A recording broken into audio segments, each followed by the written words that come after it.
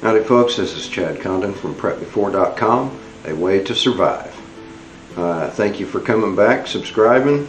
You guys that are following the YouTube channel, I sure do appreciate it. And I am running a little behind, had some technical difficulties on the video that I was trying to make, this one actually, and none of the files work, so here we go again. This video is called Get the Word. We're going to talk a little bit about the easiest ways to get emergency alert systems and warnings when there are severe weather or other national emergencies, and how you can be informed and keep up on those things. So I also have a little surprise at the end of this video, talking to some friends and getting some feedback on some of the things I could do to make this more interesting, keep people subscribed and tuned in, and getting the word out to all those who can use it. So if you stick around to the end of this video, I will have a little tip. You know, this stuff that I'm recording is all about emergency preparedness and things you can do to be more prepared, and eventually I'm going to get into some primitive survival skills, you know, like how to prepare, store water, you know, even starting a fire, stuff like that. And that's one of the tips I'm going to have for you. This video is the easiest way to start a fire. So stick around to the end and I'll have a little surprise for you. All the stuff going on, you know, I've been trying to put a course together called Live Ready. I hope to have that out sometime in March. You know, it's a lot of work putting all this stuff together and getting it online for people to absorb and getting it ready. So with that and working full time and, you know, the trying to get videos, keep up with the website, it's a busy life, and you know, it's hard to stay focused. You know, a long time ago I actually had a job at a juice factory, and they let me go. They said I just couldn't concentrate. That one's for you, Mahaney.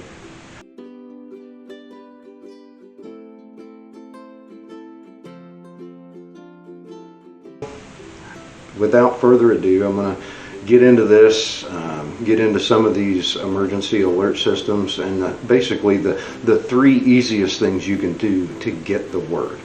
And of course, that would be the easiest one is everybody's got a phone. You know, they have what they call a WEA, which is a wireless emergency alert, and those are pretty much, if you've ever seen or heard the alert on your phone where there's an Amber Alert, you know, that's just one of the many that are out there. They've got Silver Alert, they've got, you know, the Camo Alert. There's different alerts for different events, and if you go to PrepBefore.com, I will have a blog post that basically describes some of those and has a little more information on that in detail.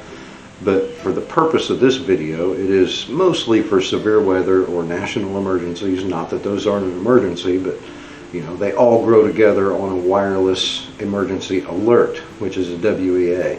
And you can get those set up. They should be part of the bitmap on, if you have an Apple iPhone or an Android. You know, they're maintained and put out by the FCC, and FEMA is responsible for it. They get the communication out, they put the word out and let everyone know what's going on in the event that there's emergency. You know, and the second one is something that you really don't have any control over.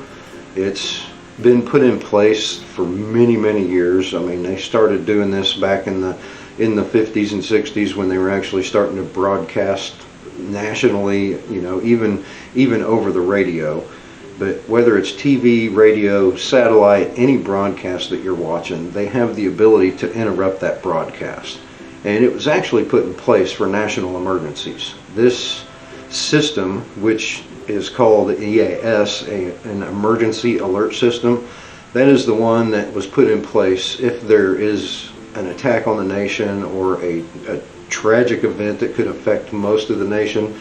It allows the president to address everyone within 10 minutes.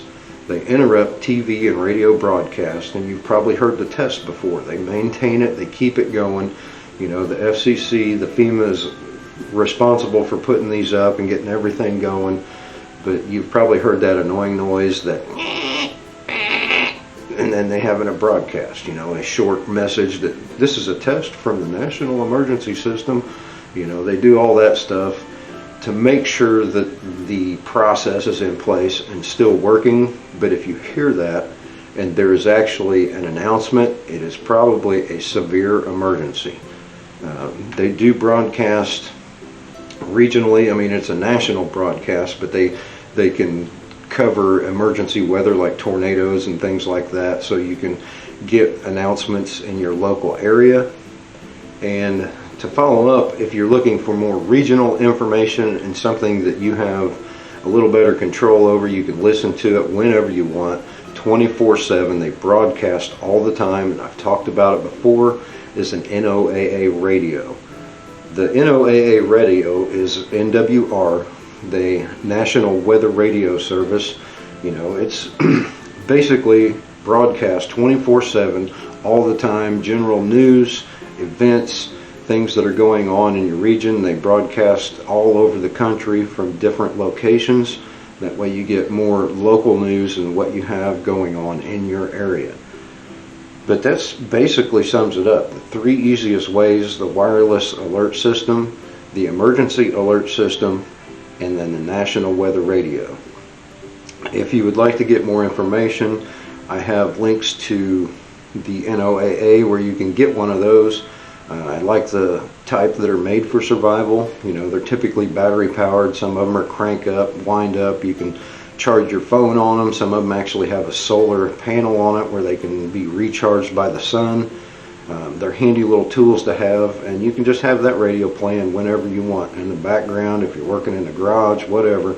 You know, they're small, they're portable, and even if you pack it when you're traveling, you can take it with you and it will pick up the local frequency, as long as you know how to tune that in and find the frequency, as they broadcast all this information in 7 different frequencies. But I'll have links to that in the description below the video, and I'll have a link to the website where I have basically some of this information I've expanded a little bit on. And if you look in the description, look for that stuff, the information. You can get more from the website. You can click on the links and get your own NOAA radio. And of course, as always, like, subscribe, and share this channel. I have much more to come. And again, stay tuned, because you're getting ready for a little surprise. Thank you. This is Chad from PrepBefore.com, and I'll see you in the next video.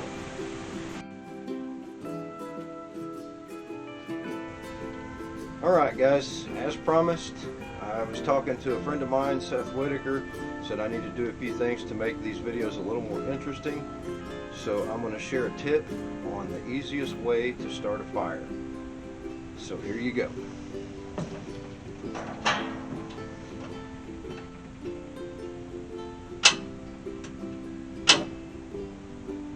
And there you have it. That is the easiest way to start a fire.